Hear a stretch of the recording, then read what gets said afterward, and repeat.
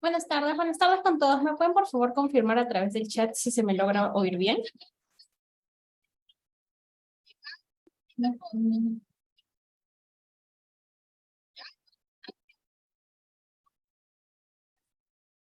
genial, muchísimas gracias. Bueno, nuevamente buenas tardes con todos. Les saluda la señorita Cris Díaz del área de coordinación. El día de hoy, de parte de Gabinete de Diplomados, le queríamos dar la bienvenida justamente al curso Asistencia del Técnico de Enfermería en Paciente con Patologías, que se estará llevando justamente a cabo desde estos momentos hasta aproximadamente las 7 de la noche. Antes de dar inicio al curso, les queríamos dar algunas breves indicaciones a tomar en cuenta durante el transcurso de la clase. Primero, como sabrán, ya sea si ustedes realizaron suscripción por mediante WhatsApp o correo, se les envió una ficha de matrícula. A las personas que aún no han podido llenar esta ficha de matrícula, les pedimos que lo puedan llenar a la brevedad posible, ya que al finalizar el curso, entre el día de mañana, se va a estar enviando lo que son los certificados a su correo. Es por ello que necesitamos justamente lo que son sus datos, su grado académico, para poder comenzar con lo que es la emisión de los certificados. De igual forma, la clase está siendo grabada y se va a estar enviando a su correo también la clase grabada, como lo que es la diapositiva que nos vaya a brindar la ponente. Sí, de todos modos, le pedimos que puedan verificar lo que es en spam o correos no deseados, porque ser enviados de un correo corporativo se puede filtrar por estos medios. Si en caso usted visualiza que el día de mañana aún no cuentan con lo que es el material o el certificado, no se preocupen, nos pueden escribir mediante WhatsApp o nuestras redes sociales para nosotros poder verificar ello. ¿Sí? Bueno, sabemos también que a través de la clase pueden surgir ya sea dudas, consultas que deseen realizar a la ponente. Para eso tenemos la cajita de chat, levantar la manito, prender sus audios o videos en caso la ponente lo solicite.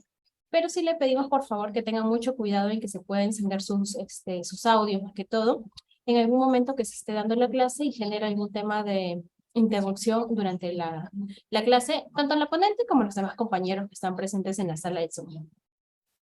Es por ello que siempre por ese lado les pedimos que tengan mucho cuidado, más que todo también porque en la clase grabada salen todas estas interferencias. Bueno, sin nada más que decirle, para no quitarles mayor tiempo, en esta oportunidad le vamos a dar pase justamente a la licenciada Claudia, quien estará a cargo del día de hoy y es experta en el tema a tratar. Muchísimas gracias, que tengan una buena tarde. Buenas tardes con todos, mucho gusto. Si me logran escuchar, les agradezco me confirmen, por favor.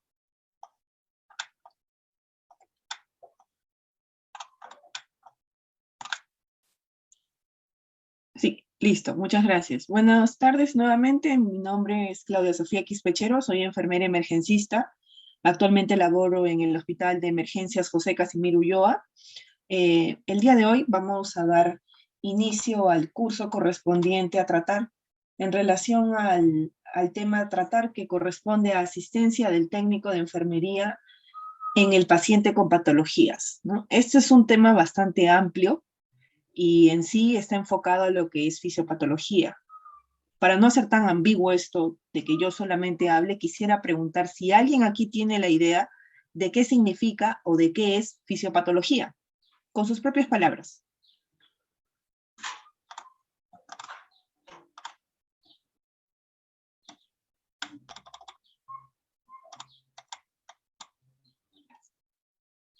Si levantan la mano pueden también hablar, no hay ningún problema. ¿Alguien tiene idea de lo que es fisiopatología? Buenas tardes, bueno, con los presentes y con la licenciada que está presente usted. Y bueno, mi parte sería fisiopatología, como suena su nombre, ¿no? Enfermedades, diferentes enfermedades bueno, pues se puede presentar, ¿no? Enfermedades en los pacientes ¿no? que tienen o que sufren de diferentes enfermedades. Ok, listo, muchas gracias. ¿Otra opinión? ¿Alguien más? Buenas tardes. Buenas tardes. ¿Pueden ser los mecanismos por los cuales surgen las enfermedades? Sí, conforme, sí, muy bien, listo. Dos opiniones, muchas gracias. Opinen y apaguen su micro, ¿ya? Por favor, para que no haya intercurrencias. Bien, vamos a compartir pantalla y vamos a poder visualizar el PPT correspondiente. Y sí, la fisiopatología es la ciencia que estudia las enfermedades, ¿no? Y para que yo pueda atender a un paciente que presenta una patología, teniendo en cuenta que las patologías son múltiples, debo de conocer lo que es la fisiopatología y ciertas cosas relacionadas que me van a poder permitir identificar una enfermedad o saber las cosas específicas y generales propiamente. ¿Ya? Vamos a compartir la pantalla, permítanme.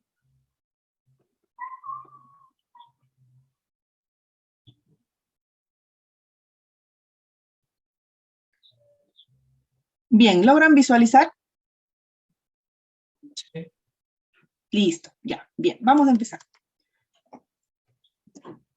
Bien, antes de hablar sobre la fisiopatología en sí, tenemos que recordar que el cuerpo humano está constituido por aparatos y sistemas, ¿ya? Los aparatos y sistemas básicamente son lo que usualmente conocemos como los diversos sistemas que van a encontrarse en el cuerpo humano y que van a tener una finalidad específica, un tipo de función. Como ustedes pueden visualizar ahí, tenemos algunos de los principales, ¿no? Que es el sistema óseo, el aparato respiratorio, el sistema digestivo, aparato locomotor, circulatorio, nervioso, reproductor, urinario y endocrino. Tenemos mucho más. Pero para hacer la diferencia y saber qué es un aparato y qué es un sistema, vamos a definir cada uno. Según la literatura nos indica que un aparato corresponde a ser un conjunto de órganos que no necesariamente son similares entre sí por su estructura o su tejido que lo conforma. Quiere decir que pueden ser distintos, pueden ser variables, por así decirlo.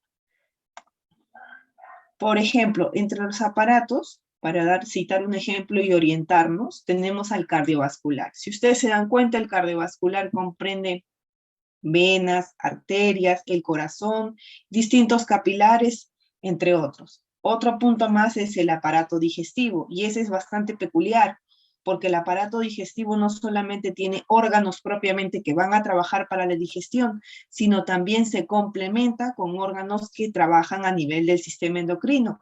Por ejemplo, el páncreas. El páncreas está dentro del sistema digestivo, pero a la vez pertenece también a la parte endocrina. Entonces cuando hablemos de aparato, recordar que es un tipo de estructura fusionada, ¿ya? Para poder darnos una idea. Se fusiona con dos tipos de órganos o tejidos, los cuales pueden cumplir diversas funciones. Y cuando hablamos de un sistema, sistema propiamente el nombre lo dice, sistematizado, integrado. Este conjunto de órganos va a ser similar entre sí, por la estructura y por el tipo de tejido que lo va a conformar. Por ejemplo, el sistema óseo, ¿no? Los diversos huesos son todos similares y todos tienen que conformarse para poder trabajar en sí. ¿Me dejo entender? Entonces, recordar que para hablar de fisiopatología o para hablar de una definición o diferenciación de enfermedades, tenemos que saber qué es un aparato y qué es un sistema, ¿no? Definitivamente hablar de cada uno es tomarnos por lo menos un ciclo de clase de 6 meses, ¿no? Porque es bastante. Pero aquí tenemos una visualización en macro de los distintos aparatos y sistemas, ¿sí? Vamos con la siguiente diapositiva. Bien, fisiopatología. Fisiopatología, como ya hemos hablado, es un tipo de ciencia, la cual va a abarcar distintas áreas de la medicina. Recordar que sí, como bien lo mencionó su compañero, consiste en abarcar o definir o conocer de dónde se originan o los distintos mecanismos que conllevan al cuerpo humano a las enfermedades, ¿no? Recordar que estas enfermedades también van a tener una categorización, van a estar separadas por especialidades o por sistemas inclusive porque se relacionan, ¿no?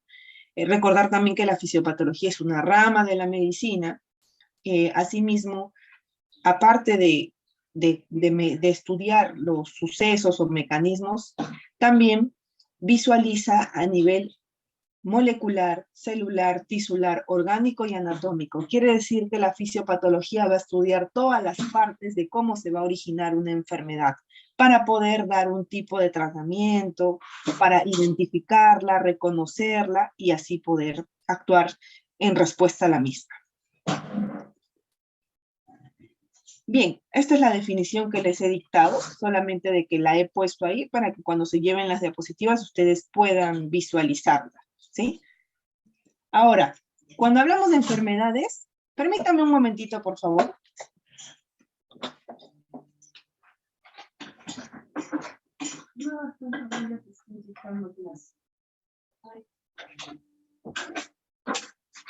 A ver, disculpen. Como les decía, para hablar de enfermedades, vamos a hablar de signos y síntomas. De repente alguno de ustedes ha escuchado en el hospital, porque tal vez muchos ya trabajan o están en prácticas, o no lo sé, si de repente son estudiantes tal vez, han escuchado que el paciente dice, o el médico le dice, ¿no? ¿Qué síntomas tiene?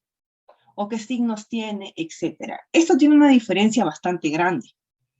El síntoma, como dice la literatura, es la manifestación subjetiva de la enfermedad. Quiere decir lo que va a sentir el paciente o lo que percibe el paciente. Y que el médico, el enfermero, la obstetricia, el nutricionista, el técnico de enfermería, el técnico de fisioterapia, quien evalúa al paciente, va a poder describir. Es decir, el síntoma es lo que me dice que siente el paciente, ¿no? Síntoma de sentir, de yo siento y yo te manifiesto, me duele aquí, tengo esta palpitación, como dice el ejemplo, ¿no? Y otro punto más es la disnea. ¿Alguien sabe qué es disnea? ¿Alguno de ustedes tiene idea de qué es disnea? Sin buscar en Google, con sus ideas nada más, equivóquense aquí se pueden equivocar. Dificultad respiratoria. Perfecto. Disnea es dificultad respiratoria, exacto. No, si el paciente me dice, no puedo respirar, tú vas a poder comprobar ello, tal vez si tomas la frecuencia respiratoria. Pero de lleno es lo que él me está indicando, lo que me está manifestando. No es algo que yo pueda comprobar al 100% porque es subjetivo. Acuérdense, subjetivo viene de sujeto, lo que el sujeto me va a decir. Y el signo es la manifestación objetiva. Yo uso una memotecnia, ¿no? De subjetiva, sujeto, y de objetiva, de ojo, lo que yo puedo visualizar, ¿no? Por ejemplo, si ustedes palpan el abdomen de un paciente y lo encuentran abalonado, ¿sería un signo o un síntoma? Ese es un síntoma.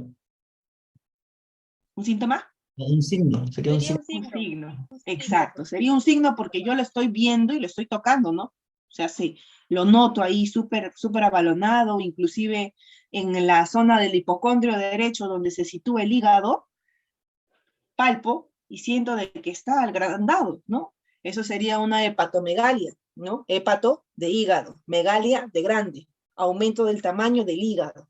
Es igual, ahí nos está visualizando la literatura, ejemplos que podemos encontrar a la hora de hacer un examen físico. Por ejemplo, las petequias, ¿no? O la esplenomegalia. Cuando hablamos de esplenomegalia nos referimos al aumento de tamaño del volumen del vaso. El vaso está en el hipocondrio izquierdo, en la parte superior. Otro punto más también que podríamos evaluar, que nosotros lo vamos a tomar como un signo, es el soplo cardíaco. Eso obviamente lo vamos a poder evidenciar mediante un medio de apoyo. El medio de apoyo en este caso sería el estetoscopio, ¿no? Para poder, percibirlo y poder describirlo en la historia también. Otro punto es también los métodos complementarios al diagnóstico, ¿no? Los exámenes auxiliares. ¿Qué exámenes auxiliares conocen ustedes? O tal vez han visto o han trabajado con alguno. ¿Conocen algún tipo de examen auxiliar? Por ejemplo, puede ser un ecocardiograma, una ecografía, una resonancia, una tomografía. Perfecto, exacto. Cuando hablamos de, muy bien, gracias por sus opiniones, cuando hablamos sobre exámenes auxiliares, o inclusive algunas literaturas lo llaman métodos de apoyo al diagnóstico, estamos hablando de tomografía, resonancia, ecocardiograma, electrocardiograma, etcétera. De todo ello, ¿no? De exámenes de laboratorio también. Eso también nos va a ayudar a comprobar ese signo, ¿no? Un ejemplo, si yo palpo el hígado y lo noto, ¿no? Lo veo grande, ¿no? Yo digo, uy, lo estoy palpando y aparentemente parece que fuese una hepatomegalia, pero para confirmar voy a tomar una ecografía o una tomografía abdominal con contraste, ¿no? ¿Me dejo entender? El signo va a ser lo que yo voy a visualizar objetivamente, pero tengo que también tener ciertas evidencias para comprobar. Bien, aquí vienen también otras dos definiciones bastante peculiares. De repente la primera la han escuchado, ¿no? Síndrome. Pero la otra palabra tal vez es nueva para algunos, ¿no? El patognómico. Pregunto, ¿alguien sabe qué es un síndrome? Sin leer. Lo que se les ocurra, lo que ustedes piensen, tengan idea o algo.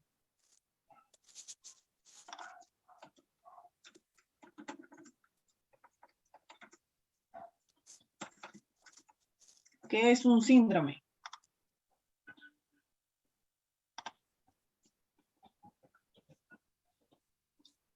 Es un conjunto de síntomas que nos muestra el cuerpo humano o la persona a la que se le está observando. Ujú.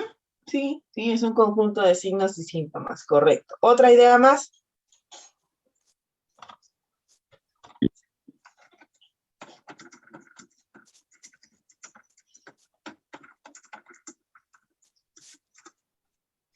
¿Alguna otra idea más sobre lo que es un síndrome?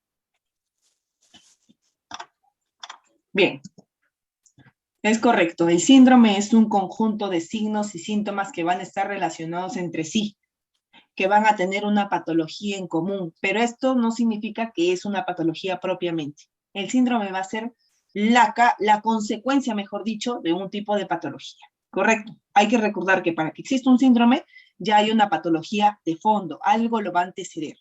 El cuadro clínico que va a presentar va a ser bien configurado, bien definido y va a tener características similares o que se van a asociar a la enfermedad o inclusive a etiologías distintas, ¿no? Cuando hablamos de cuadro clínico, chicos, estamos hablando de signos y síntomas, ¿sí?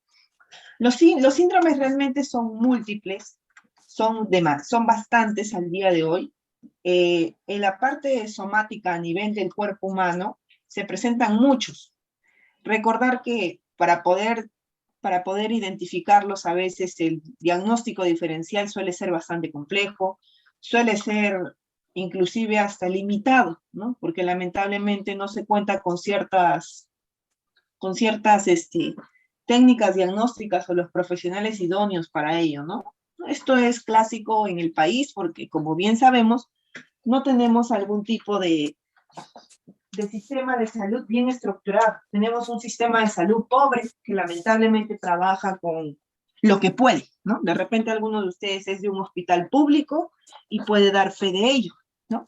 Bien, ahora tenemos la otra palabra que es patognómico. Eso básicamente es un síntoma o un signo específicamente peculiar o propio de una enfermedad, ¿ya? O sea, es un síntoma que yo sí o sí sé que lo voy a relacionar a una patología específicamente. Pregunto, ¿alguien sabe qué es ictericia? Infección generalizada del cuerpo humano. No, ictericia. ¿Qué es ictericia? Cuando se colocan amarillos las personas, ¿no? El color amarillento. Exacto, la ictericia es lo que conocemos como la coloración amarilla, ¿no? De la parte del cuerpo o de las escleróticas, ¿no? La mayoría de veces cuando hablamos de ictericia lo relacionamos a una patología del hígado, ¿no? Entonces, por ello de que esta definición se relaciona estrechamente con un signo o un síntoma de un órgano en específico o de un sistema en específico, ¿no? Tenemos múltiples signos y síntomas más, los cuales nos pueden identificar o nos pueden indicar algún tipo de patología mayor, pero ese es el ejemplo clásico que les puedo dar, ¿sí?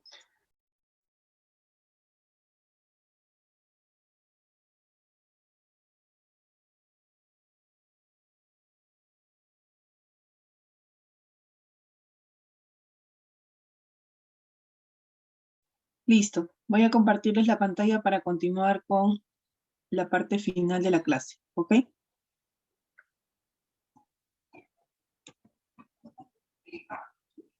Bien, como ya nos enfocamos en todo lo que corresponde a hacer anatomía, fisiología y parte de las etapas de vida del ser humano, ya podemos hablar propiamente sobre las funciones asistenciales que va a realizar el técnico de enfermería. Recordar, como ya les había hablado al principio, que las funciones que se le dan a las patologías es dependiendo al tipo de especialidad médica y al tipo de órgano o sistema afectado. Yo no voy a cuidar o voy a atender al paciente que tiene una insuficiencia renal de la misma forma en que voy a atender a un paciente que tiene un cuadro de hidrocefalia. Son cosas muy diferentes, son patologías distintas, son órganos diferentes. Por consiguiente, ustedes como profesionales de la salud tienen que saber qué tipos de atenciones o tipos de cuidados requiere cada paciente en relación a la patología. Esto es demasiado amplio. Aquí les vamos a dar generalidades. Recordar que esto se va a aplicar con relación al tipo de paciente que ustedes tengan, a la edad que tenga ese paciente, al contexto hospitalario, entre otros. Y también al hospital donde se encuentren, porque cada lugar, hablemos de hospitales, clínicas o institutos de salud, cuenta con tipos de protocolos y guías de atención especializadas con relación a lo que corresponde a una atención. No va a ser igual en todos lados. Y explicándolo coloquialmente. Bien, creo que ya visualizaron el video todos, supongo que habrán estado atentos. Si tienen alguna duda en correlación al video, háganmela antes de poder continuar con esta parte final. Los escucho por el chat o por el micro, no hay ningún problema.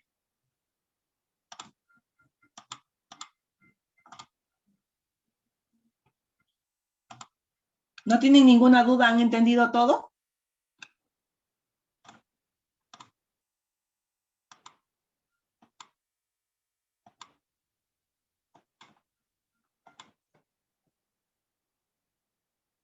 ¿Han entendido todo? ¿Me pueden responder? ¿No tienen ninguna duda ni consulta?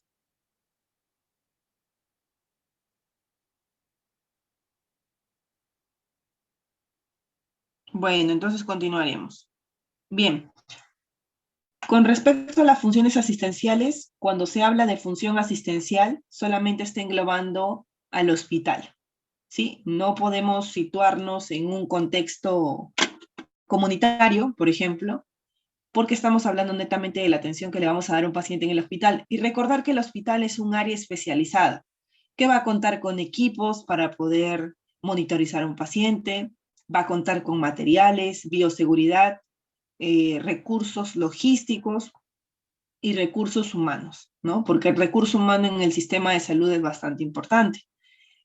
Recordar también que la necesidad de cada paciente va a ser diferente. Y también eso va a variar con el tipo de servicio que ustedes trabajen, ¿no? Si trabajan en un servicio de adultos o en un servicio de pediatría, ¿no? También esto puede variar con relación a al tipo de grado de instrucción hasta del paciente, o al idioma inclusive, ¿no? Creo que ustedes saben de que uno de los idiomas oficiales antes de que sea el castellano en el Perú fue el quechua. Y muchas veces se ve la falencia en los distintos hospitales de cómo yo, como profesional de la salud, atiendo a un paciente quechuahablante. Si no le entiendo, no me puedo explayar, no le puedo explicar, no le puedo preguntar algo, no puedo saber qué necesita porque no entiendo. Existe la suerte de que algunas personas conozcan el idioma y lo puedan dominar y asimismo entender lo que necesita el paciente. Pero si en caso no es así, es bastante complejo y es hasta frustrante porque el paciente definitivamente acude a un hospital por una necesidad y el hecho de que no tenga una persona que lo entienda en correlación a sus necesidades limita mucho la atención. Bien, como les decía, el grado de instrucción, el idioma, son dos variables que van a influir en las atenciones que ustedes puedan dar como técnicos de enfermería. El grado de instrucción también juega. ¿Por qué les digo esto? Porque como ustedes han escuchado en el video, y como yo también les he hablado en algunos términos, hay términos bastante técnicos. Yo no puedo ir a explicarle al paciente con ese tipo de terminología porque no me va a entender. Yo lo que tengo que hacer es explicar de la manera más sencilla posible o poner ejemplos comunes o ejemplos cotidianos para que el paciente me pueda entender. ¿Ok? Todo paciente puede tener alguna limitación, alguna dificultad, alguna barrera que no permita que la atención sea la idónea, pero de nosotros como profesionales depende poder regularizar ello. Asimismo, también, cuando hablamos de funciones asistenciales, prácticamente estamos hablando de procedimientos. Higiene, toma de un electrocardiograma, como muestra la imagen, toma de la presión, tal vez toma de temperatura, muchas cosas. Todo procedimiento requiere un consentimiento, ya sea escrito o verbal.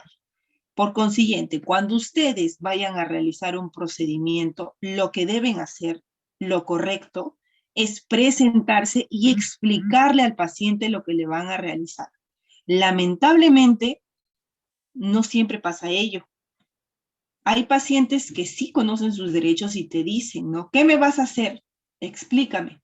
Otros no.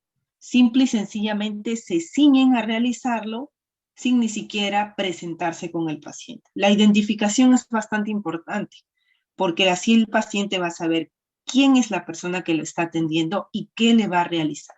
Obviamente la explicación que ustedes le van a dar al paciente tiene que ser de la manera más precisa posible, no hablar, como ya les he mencionado, con términos médicos, ¿no? Bien, otro punto más es que las funciones que ustedes van a realizar también son de acuerdo al contexto donde se encuentran. ¿Esto qué quiere decir? Que si ustedes se encuentran en un hospital, definitivamente ahí vamos a encontrar un equipo multidisciplinario completo. Enfermeros, médicos, obstetrices, nutricionistas, técnicos en enfermería, técnicos de laboratorio, técnicos de farmacia. Voy a encontrar un grupo profesional completo, ¿no? No voy a tener la necesidad de hacer funciones que no me competen. Y esto no se trata de decirlo de mala manera, sino de acoplarnos a la necesidad. ¿Por qué les digo esto? Quien les habla realizó SERUMS, que es el Servicio Rural Urbano Marginal de Salud, el cual es obligatorio para los profesionales universitarios de la salud, en la ciudad del Cusco a 12 horas hacia adentro, cerca a la provincia de Madre de Dios, ¿no? La parte de selva del Cusco. Cuando yo llegué, ese establecimiento antes, hace muchos años atrás, no tenía ni enfermero, ni médico, ni obstetriz, solo tenía técnico. El técnico de enfermería lo que hacía era atender medicina, atender obstetricia, atender consultorio de CRED, atender enfermedades metaxémicas y atender emergencias. Hacía todo. Lamentablemente, él se exponía también al realizar funciones para las cuales no estaba preparado, porque se expone a múltiples factores que pueden llevarlo hasta un problema legal. Pero ¿por qué les digo esto? Porque ustedes como profesionales técnicos de enfermería tienen que conocer todo lo posible. No solamente tienen que ser del tipo de profesional técnico que se va a enfocar en dar confort al paciente y ya. No, no es así. Ustedes lo que tienen que hacer es enfocarse en macro, leer y conocer cada procedimiento que se pueda presentar en cualquier situación. En cualquier situación. Recuerdo que el personal técnico que estaba en ese establecimiento había atendido un parto. Ese parto presentó una atonía uterina. ¿Alguien de ustedes sabe qué es una atonía uterina? Pueden responder por el chat o pueden responder tal vez mejor hablando inclusive para interactuar.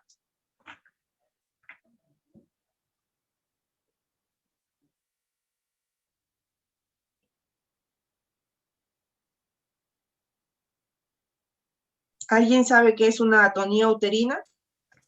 Hemorragia durante el parto. Muy bien, muchas gracias por tu opinión. Correcto. Es un sangrado profuso, hemorragia, como indica su compañera, que se va a presentar posterior al parto, ¿no? El bebé ya salió, como se dice, ¿ya? Y bueno, se presenta este cuadro hemorrágico. A la señorita técnica que les menciono se le presentó esto. Ella era una persona, bueno, es, porque está viva, disculpen, ella está viva, todavía trabaja ahí. Es una persona que conoce mucho, que lee mucho. Supo responder ante ello, ¿no? Lo primero que hace un profesional de la salud cuando no tienes a la mano una sala de operaciones en un pueblo que está a 12 horas de la ciudad, pues es hacer masaje uterino. Y lo segundo es administrar oxitocina. Ella muy competentemente realizó esas funciones y pudo salvaguardar la vida de un paciente. Por ello les digo, el profesional técnico tiene que conocer todo, porque en cualquier momento se va a presentar una situación y ustedes tienen que saber responder. Si no saben responder, no es que vayan a decir, no es mi función, yo no sé hacerlo. En parte tienen hasta razón, porque es correcto, ¿no? Cada uno conoce sus limitaciones, pero lo ideal dependiendo del contexto que se encuentren, es que ustedes conozcan. Si de repente hay alguien aquí que, por ejemplo, trabaja en provincia, en el interior del país, sabe las limitaciones que existen. Por consiguiente, el que haya un acceso a un hospital desde un pueblo lejano, desde una posta que está muy lejos, es complicado. Por ello, lo correcto es de que la persona, lo correcto es que la persona que esté encargada de un establecimiento donde sabe que no hay ningún profesional de la salud más que uno mismo, en este caso el técnico, tiene que conocer todo lo mayor posible. Esas funciones asistenciales van a salvaguardar la vida de los pacientes y asimismo su integridad como profesionales. Todo ello engloba lo anterior mencionado, ¿no? Que ustedes tengan que informar, que tengan que conocer, que tengan que presentarse, etc. De repente aquí hay personas que ya están trabajando, saben desenvolverse, ya han interactuado con pacientes, etc. De repente hay otros que no, tal vez pueden ser estudiantes, no lo sé, no se han presentado. No hay tiempo tampoco como para presentarnos uno por uno, ¿no? Pero el desenvolverse o el interactuar con un paciente es otro mundo. Recuerden ello. El paciente es un tipo de esfera que es muy ajena a nosotros, en la cual para que yo pueda llegar a ese paciente o a esa paciente, tengo que tener una buena relación técnico-paciente, una buena comunicación. Y eso parte desde el respeto que se tienen que dar ambos profesionales, perdón, desde el respeto que se tiene que dar el profesional con el paciente. ¿Por qué les digo esto? Porque muchos profesionales de la salud suelen tutear a los pacientes. Eso no es algo adecuado. Se pierde la línea de respeto. Otro punto más es poner ejemplos de mi vida personal con la situación del paciente. Eso tampoco es correcto. Son cosas tal vez que en algún momento van a ir aprendiendo con el pasar del tiempo y el ejercicio profesional que lleven, pero son básicas, ¿no? Quien les habla, y como toda persona que recién aprende, pues también ha cometido errores, ¿no? Pero de los errores se aprende. Lo ideal es no equivocarse en la práctica. Tal vez en la interacción, en la esfera emocional, es más complejo, ¿no? Tal vez porque uno no va a saber qué decir o cómo reaccionar. Eso es variable. Pero en lo que concierne a la parte práctica, la parte asistencial que trata directamente al cuerpo humano, en esa parte no nos podemos equivocar. Porque como ya les he mencionado, es un paciente, es una vida, ¿no? Y obviamente el poner en riesgo ello nos pondría en riesgo también a nosotros. Bien, las funciones asistenciales que ustedes vayan a tener con cada enfermedad, como ya les he mencionado anteriormente, van a variar. Por ejemplo, si tuviésemos algún tipo de paciente con una afección ósea, ¿no? A nivel del sistema óseo, de repente un paciente que está con una fractura, está con una férula, etcétera, los cuidados básicamente van a ir enfocados hacia los huesos, ¿no? O hacia el procedimiento que el paciente pueda tener. De repente han escuchado ustedes sobre los famosos clavos, como se dice coloquialmente, ¿no? Son un tipo de estructura metálica que se le coloca a un paciente con la finalidad de poder brindar sostén o de reemplazar algún hueso que se ha visto afectado por un traumatismo. Entonces, la atención que ustedes van a dar va a ir enfocada hacia ello. Puede ser variable, ¿no? Recordar que también puede variar porque el paciente puede presentar de repente mayor peso, de repente la fractura es más amplia o más corta, depende de la necesidad. Otro punto más de ejemplo que podemos tomar son las funciones asistenciales que ustedes van a tener con el paciente que tiene afectaciones a nivel del sistema respiratorio, ¿no? Hay múltiples enfermedades. La mayoría de ellas suele demandar una necesidad de oxígeno, ¿no? Por ejemplo, el COVID. De repente muchos de ustedes, no sé si ya acabaron de estudiar o tal vez están estudiando, visualizaron de que la necesidad primordial de un paciente era, pues, afectado por COVID, era la demanda de oxígeno, ¿no? Y el hecho de demandar de que el paciente requiere oxígeno también implica una función asistencial y un procedimiento para la preparación, etcétera, ¿no? Pero algunos profesionales no lo sabían hacer, o tal vez no sabían cómo hacerlo, o no sabían cómo explicar, qué tipo de atención brindar. Como ya les he mencionado, es variable dependiendo de la necesidad de cada paciente, Pero el punto aquí es de que la necesidad de oxígeno es muy particular en la mayoría de patologías respiratorias, ¿no? Como el COVID, que es bastante sonado ahora, el paciente asmático también, inclusive, los pacientes con EPOC. ¿Alguien sabe qué es el EPOC? ¿O han escuchado tal vez decir a alguna persona EPOC?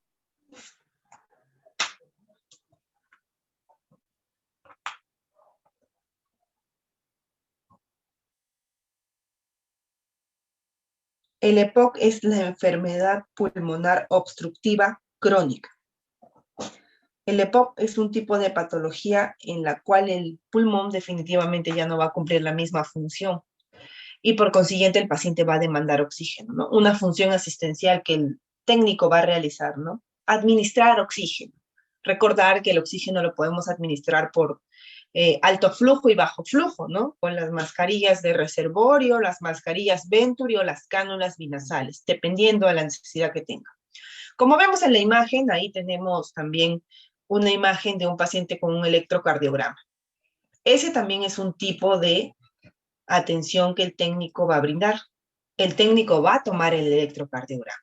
Pregunto, ¿alguien sabe para qué es un electrocardiograma? Y por favor respondan.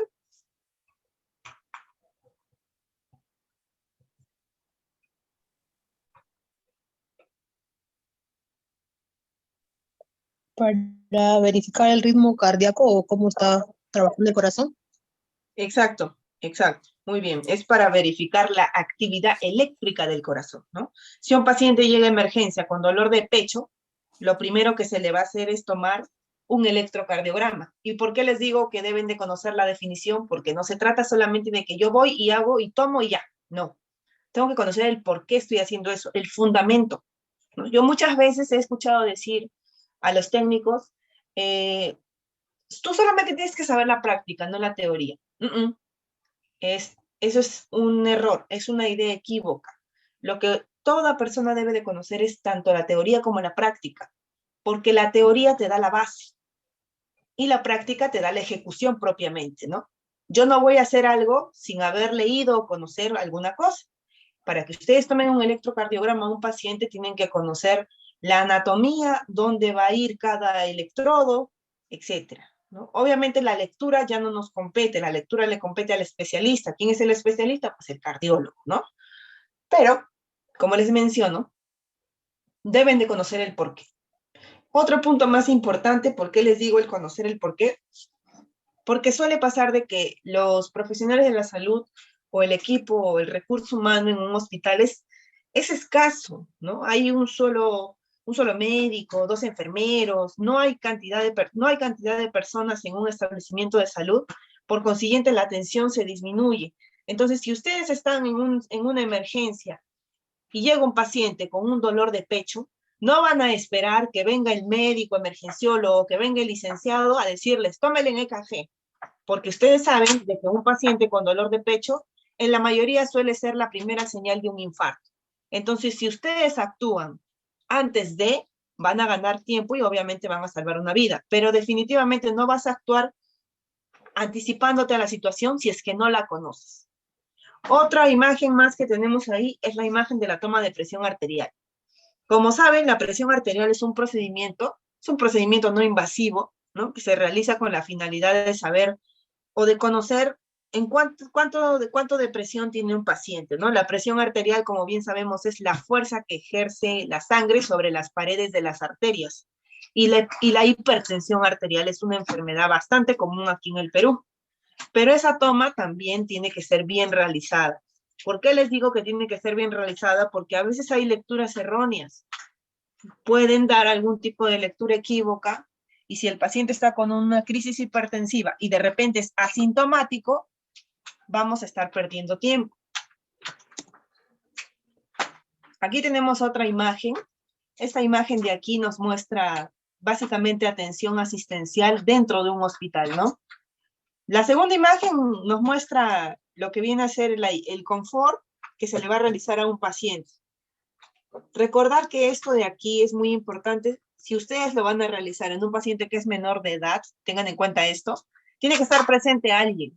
Tiene que estar presente papá, mamá o algún apoderado, No lo pueden realizar cuando esté solamente el menor de edad.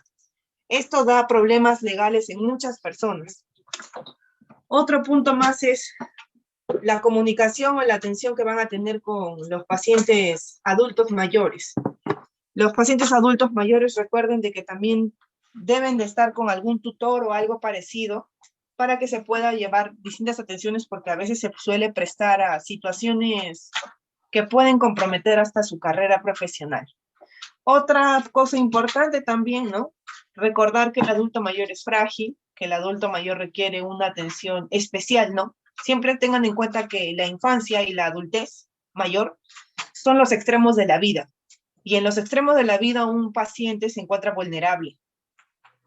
Otro punto más también a recordar es que cuando se realiza el confort en los pacientes que, por ejemplo, se encuentran en la unidad de cuidados intensivos, por norma técnica, el paciente tiene que ser aseado no solamente por el técnico, sino por el enfermero también.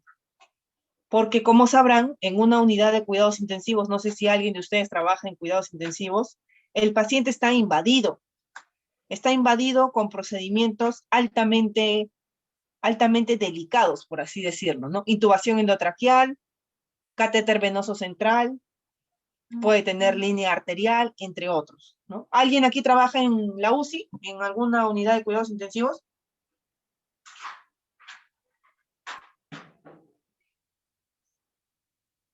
¿Nadie trabaja en un hospital aquí? ¿O todavía están estudiando? No, licenciada, yo trabajo en un hospital 2-1, no trabajo en un UCI. Ok. Bien, pero como les decía, por norma técnica, las normas técnicas de antemano, para que recuerden, de repente no lo recuerdan, son documentos normativos que emite el Ministerio de Salud, con la finalidad de poder indicar qué se debe de hacer y qué no, como que una guía de orientación, por así decirlo, ¿no? Bastante importante conocerlas, porque en distintos servicios u hospitales vamos a tener que aplicarlas. Entonces, cuando un paciente está, por ejemplo, lúcido, orientado en tiempo-espacio, está despierto, no tiene procedimientos invasivos complejos que puedan comprometer su vida, por así decirlo, el técnico puede hacer el confort solo.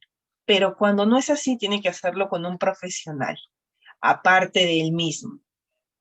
¿Por qué les digo esto? Porque a veces pasa de que el técnico, por querer avanzar en el hospital, lo hace solo. Y se presentan problemas como, por ejemplo, que el paciente se extube. ¿Alguien sabe la definición de qué significa que un paciente se extube?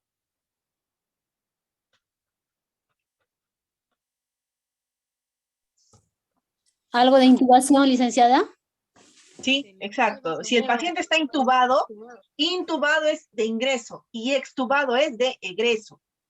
Hay casos hasta que por el baño, por el confort, el tubo endotraqueal se sale. Y eso es peligrosísimo. Por eso les digo que cuando ustedes vayan a realizar este tipo de funciones asistenciales, tienen que tener en cuenta de que si están en la UCI, tiene que haber otro profesional más con ustedes haciéndolo. No lo pueden hacer solos, porque pueden comprometer la vida del paciente y pueden comprometerse ustedes legalmente. Recuerden eso. Todo lo que puede pasar en el hospital está estrechamente ligado a algo legal. Porque recuerden que estamos trabajando con seres humanos, no con computadoras, ¿no? La computadora, si me equivoco, yo la reinicio. El ser humano no se puede hacer ello. Bien, aquí tenemos otra imagen también que nos muestra otro tipo de función que se realiza, ¿no?, la mayoría de veces en los hospitales. La curación de heridas o de LPP. ¿Alguien sabe qué significa LPP? ¿Las siglas la conocen? No. LPP significa lesión por presión, antes comúnmente llamada escara o úlcera por presión. Ya no se usa ese nombre. El nombre correcto ahora es LPP, lesión por presión. Las famosas escaras que suelen presentarse en los adultos mayores postrados o en pacientes que tienen estancia prolongada en la unidad de cuidados intensivos. En algunas ocasiones, cuando estas lesiones son de primer grado, porque tienen categorización, tienen grados, del 1 hasta el 5 tienen inclusive, el técnico puede realizarlo, ¿no? Si es de un grado 1, porque no compromete hueso ni músculo, ¿no? Es algo superficial. y sí está capacitado para poder realizarla, con los materiales correctos y manteniendo la bioseguridad adecuada. Si en caso no es así, no la realizan ustedes, la realizan ya sea el enfermero o hasta el médico, ¿no? Dependiendo la lesión que tenga el paciente. Y ustedes asisten. Pero como ya les he mencionado, si están en un lugar donde no hay absolutamente nadie y solamente están ustedes van a tener que hacerlo. Van a tener hasta que debridar un herido, porque estas escaras a veces llegan en un estado, pero muy lamentable y deplorable, aunque suene desagradable la palabra, y el técnico va a tener que realizar ello, ¿no? Debridar es ya un procedimiento hasta quirúrgico menor, pero en algunos casos se requiere, ¿no? Si el paciente así lo amerita, pues lo van a tener que hacer. Otro punto más en las atenciones que pueden brindar son las atenciones que van a dar a las mujeres gestantes. Las mujeres gestantes, recordar que son un tipo de grupo especial, ¿no? Se denomina grupo especial porque no solamente vemos una vida ahí, vemos dos tipos de vidas complejas en las cuales pues la atención va a ser diferenciada. Y las limitaciones también van a ser específicas. ¿Por qué les digo que van a ser específicas? Les cuento algo que visualicé en un hospital y que yo creo que no fue adrede, fue un error por desconocimiento. Un técnico, al ver que una paciente tenía la presión muy alta, era una gestante la señora, y no había nadie en el servicio porque se habían ido llevando a otro paciente a sala de operaciones, lo que hizo fue brindarle un captopril a la señora, ¿no? ¿Para qué es el captopril? Pregunto. Es un medicamento muy conocido. ¿Para qué se suele usar? Se coloca bajo la lengua y ayuda a bajar la presión, a nivelar la presión. Ajá, correcto. ¿No? Es para disminuir la presión. Es como se dice en la literatura en farmacología, un antihipertensivo. Recordar que todo medicamento tiene grupos y subgrupos inclusive. Y para cada grupo etario, niños, adultos, adolescentes, neonatos, gestantes, ancianos, los fármacos son distintos. Lamentablemente, el técnico que dio ello no sabía, y les digo porque de repente ustedes no lo saben, yo tampoco en un primer momento lo supe hasta que llevé el curso de farmacología, las gestantes no pueden consumir captopril.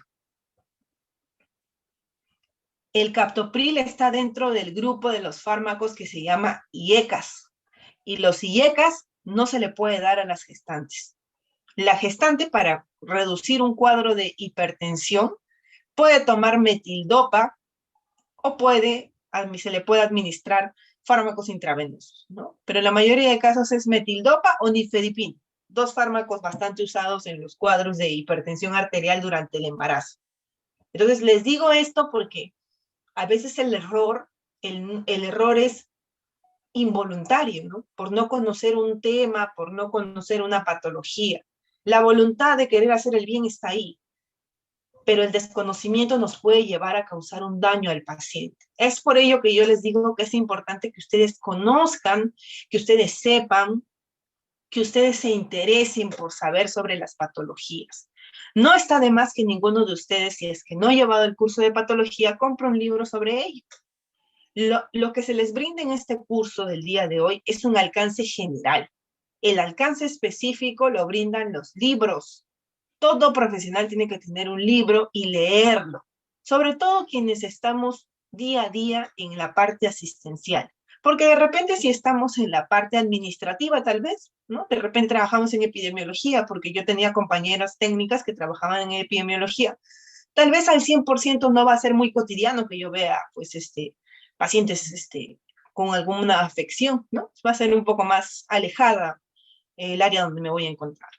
Pero como les menciono, la atención que se le da a los distintos grupos etarios es diferenciada, ¿no? Lamentablemente este error era algo que se podía prevenir, pero bueno, se realizó, ¿no? Esto se los menciono para que en algún momento, antes de hacer algo, siempre preguntemos. A veces hay personas que dicen, no, la vergüenza me gana, yo no pregunto. No, lo correcto, lo ideal es preguntar. Si alguien no pregunta, se expone a cometer algún error. Y ese error puede costarle la vida inclusive a otra persona. Bien, esto básicamente comprende las funciones asistenciales que realiza un profesional técnico. Como ya les he mencionado, depende de muchos factores. Edad, tipo de hospital, tipo de materiales hasta que van a tener, ¿no? Porque en algunos lugares, lamentablemente, a veces no van a contar con el material completo y si no cuentas con el recurso logístico, no vas a poder ejecutar una atención. ¿Tienen alguna duda, alguna consulta para que empecemos con las preguntas, por favor? Tenemos tiempo para hacer las preguntas y ese tiempo se tiene que ocupar resolviendo sus dudas.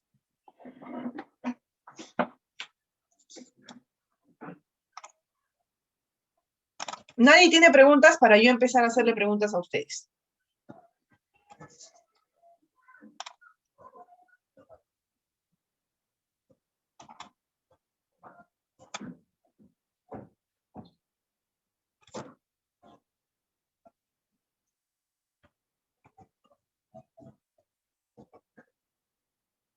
Bien, vamos a empezar con las preguntas entonces.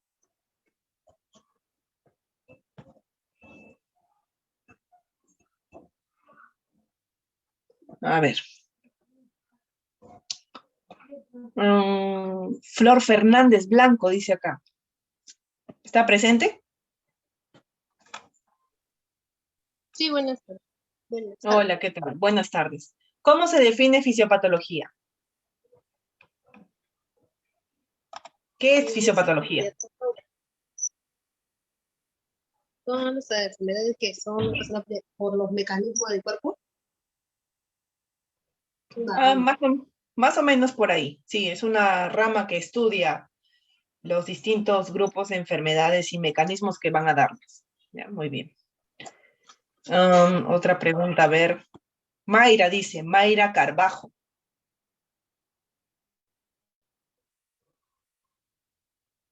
Mayra Carbajo, ¿se encuentra ahí, Mayra?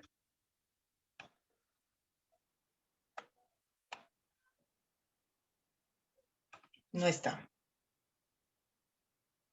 Elena Quiroz. Sí, licenciada. Hola, ¿cómo está? Buenas tardes. ¿Cómo se define signo y síntoma? ¿O cuál es la diferencia de ellos? Signos son los que nosotros podemos percibir del paciente y Ujú, síntomas son los que el paciente nos refiere, lo que siente cuando llega a una emergencia. correcto. Un ejemplo de síntoma. Síntomas. Cuando nosotros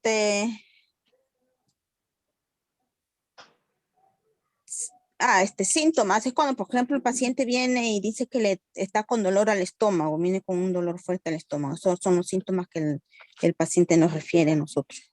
Correcto. ¿Y un ejemplo de signo? Sí, no sé, por ejemplo, cuando nosotros lo vemos al paciente que está, por ejemplo, roja la cara, o sea, tiene fiebre alta, ya nosotros al mirarlo nomás detectamos que de repente está con fiebre por su manera de la cara, no está muy, muy roja su cara. Por las características, ¿no? Las ¿Sí? características, bien, claro, de su rostro del paciente. Muy bien, gracias. A ver. Gracias. Vilma Guamán dice aquí.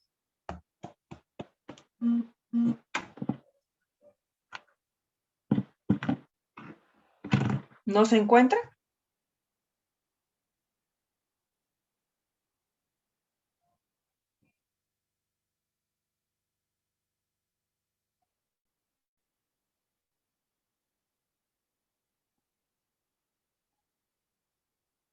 Bien, a ver. Nélida.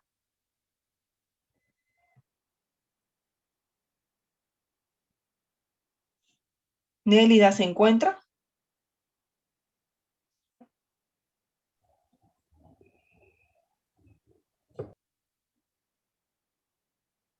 No se encuentra. Bien. A ver, ¿quién más? Liliana Cayata dice ahí. Ahora vas a ver, vamos.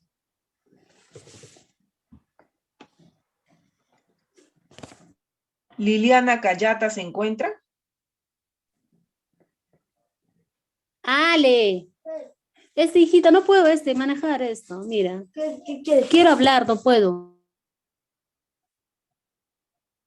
Felipe se encuentra ahí dice Felipe el nombre. ¿Hablo? Aló, licenciada, disculpe, mi audio no se puede prender, por eso no le he contestado, pero estoy presente. Ok. Defíneme qué significa síndrome, por favor. Síndrome, a ver, discúlpeme, es un conjunto de signos y síntomas que están relacionados en sí, o sea, en el paciente. Hijita, sal. Sí, es correcto, pero es un conjunto de signos y síntomas relacionados entre sí con la enfermedad, más que con el paciente. ¿Ya? Bien, Ya. bien, correcto. Bien. ¿Tienen alguna otra duda? ¿Alguna duda, consulta que tengan para poder culminar?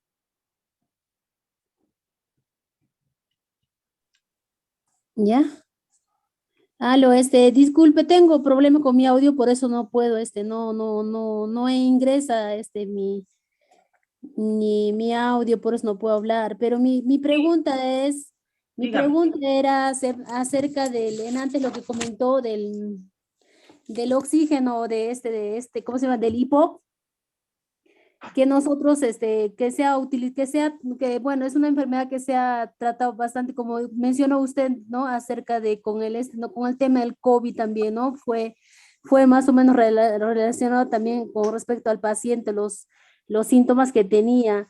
En caso de poner lo que comentó usted, mascarillas con reservorios o cánula binasal en el paciente, eso también se puede manejar con lo que es saturación, pulso oxímetro, todo eso para ver la dificultad respiratoria, licenciada.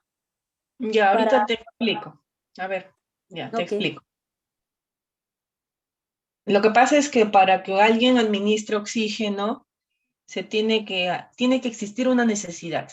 El paciente tiene que requerirlo. No se puede administrar oxígeno si no hay necesidad. Y para que haya una necesidad, yo tengo que valorar las funciones vitales. Cuando hablamos de funciones vitales, estamos hablando de la presión arterial, temperatura, frecuencia cardíaca, frecuencia respiratoria y saturación de oxígeno. Si yo le tomo la saturación de oxígeno, por ejemplo, a un paciente y está por debajo de los valores normales, lo que voy a requerir es definitivamente darle oxígeno suplementario para poder suplir esa necesidad. Y si de repente le tomo la frecuencia respiratoria, voy a notar de que el paciente está hiperventilando. ¿Qué quiere decir hiperventilando? Sus respiraciones están aumentando, ¿no? Está respirando más rápido para poder compensar la necesidad que tiene. Entonces, para que yo pueda resolver esa necesidad, yo como técnico, lo que voy a hacer es administrarle oxígeno. Obviamente también tiene que haber una prescripción o del médico o del enfermero, ¿no? Recordar que tenemos que tener un sustento. Entonces le colocamos el oxígeno dependiendo a la necesidad, ¿no? Si es que es un paciente que está con una saturación, por ejemplo, de 90 o de 89, recordar que los rangos también normales son de 95 a 100, saturación normal, de 94 a 90 de saturación leve, y de 89 a menos es un tipo de desaturación severa. Entonces, si yo tengo una desaturación leve, que oscila entre 90 y 94, yo le puedo poner una cánula binasal simple, ¿no? Que va a dar oxígeno, pero a bajo flujo, en poca cantidad. Pero si tengo un paciente que está con una saturación de 80, de 82 o hasta de 70, como pasaba en el COVID, lo que tengo que hacer es suplementar con oxígeno, pero en alta cantidad. Para ello usamos el sistema de alto flujo, lo que conocemos como mascarillas Venturi o la mascarilla de reservorio. Como leo, simple y sencillo. Para yo administrar oxígeno tengo que ver la necesidad que tiene y tengo que tomarle las funciones antes de. ¿Ya? Espero haber respondido a tu pregunta. ¿Alguna otra duda que tenga alguna otra persona?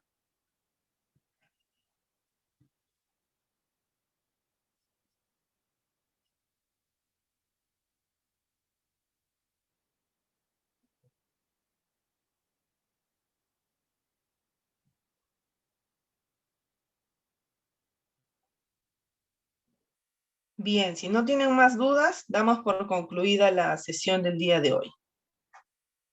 Espero que hayan podido entender lo máximo posible. Las diapositivas, si se las hace llegar la señorita encargada. Y eso sería todo por el día de hoy. Que tengan buenas tardes. Ok, licenciada, muchas gracias. Buenas tardes. Gracias también, buenas tardes. Cuídense.